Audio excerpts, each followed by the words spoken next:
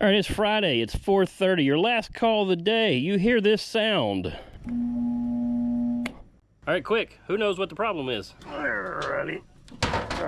Here we have an ordinary run-of-the-mill furnace blower. Saved this one because it was 110 volts. Something I can just plug in and play with. This is going to spin this way. Torque of the motor, I'm going to make it want to go that way. And this is my 100-foot extension cord that was cut down to about 75 feet by a lawnmower. We'll see if we can. Well, you didn't scrape any of it there. Grounded in a few places there. We shall hook the neutral to the neutral. And we're going to hook the hot leg to the hot leg. We'll just cut this in the middle. I know I got a long ass cord here, but I have an intact extension cord here for the purpose that I can just plug it up and be right here in case something goes wrong.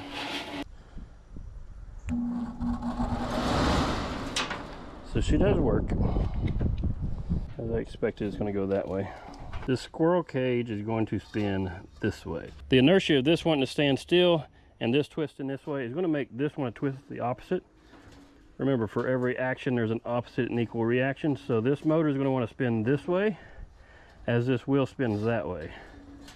And that's exactly what torque is. Same principle on a helicopter. The rotor spins one way, makes the whole helicopter want to twist this way, but you put the little propeller on the back to counter that torque, so it's pushing the opposite direction.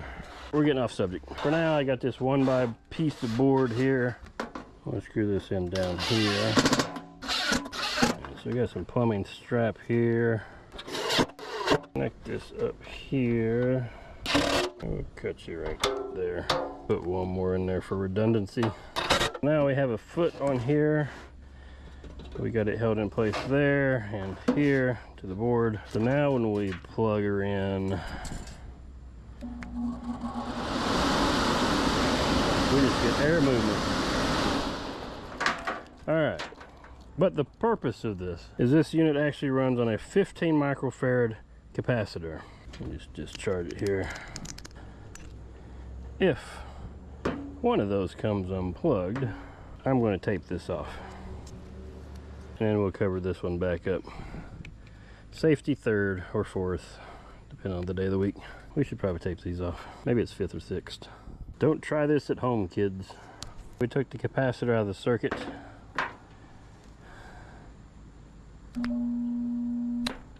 That is a sound we love to hear on a Friday, last call of the day.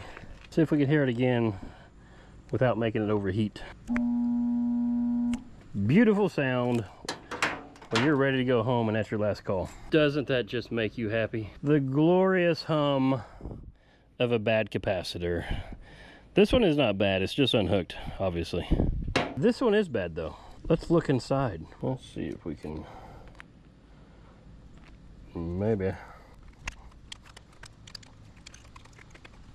Feel like I'm opening a can of sardines.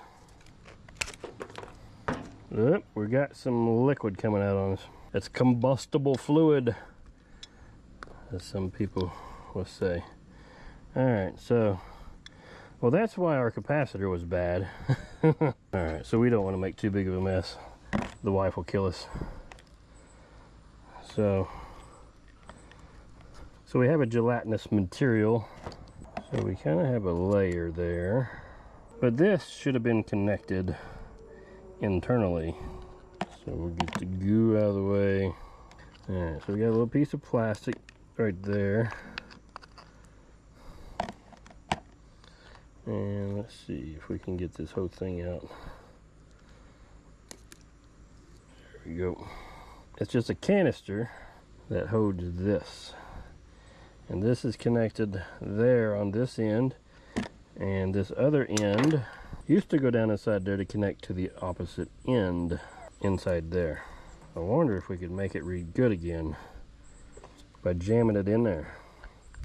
Let's find out. I need a paper towel. So I got a partial roll of paper towels.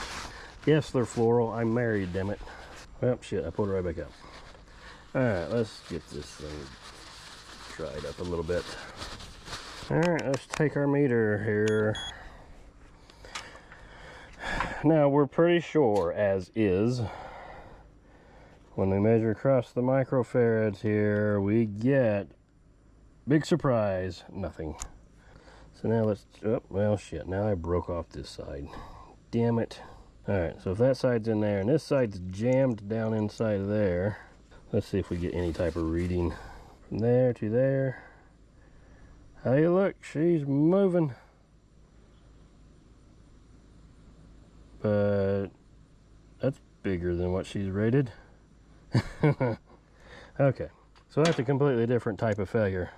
Alright, so essentially you see this little clear plastic is going to be wrapped all the way around, but it's going to be more than just wrapped around.